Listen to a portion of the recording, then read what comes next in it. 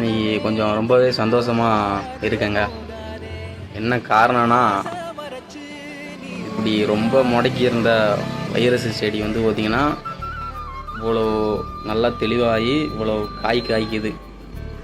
இது நானே ஃபீல்டுக்கு போகலை, அந்த விவசாயி வீடியோ எடுத்து அனுப்புகிறாப்புல.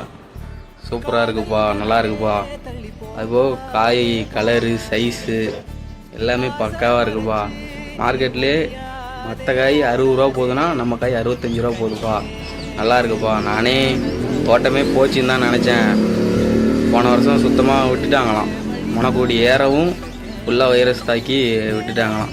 ஆனால் இந்த வாட்டி நான் தான் சொன்னேன், ஆனால் பார்த்துக்கலாம், ஒன்றும் பிரச்சனை இல்லை, கொண்டு வந்துடலாம் அப்படின்னு சொல்லி ஒரு மன திருப்திக்காக சொல்லிட்டு வந்தேன். அதே மாதிரி கொண்டு வந்துட்டேன். நல்ல காய் காய்க்குது. என்ன தான் 10 ரூபா 20 ரூபா நம்ம சம்பாதிச்சாலும் நம்ம கொடுக்குற பொருள் விவசாயிக்கு ஒரு திருப்தியாக இருக்கணும். இருந்தால் மட்டும்தான் அவங்களும் சந்தோஷமாக இருப்பாங்க, நானும் சந்தோஷமாக இருப்பேன்.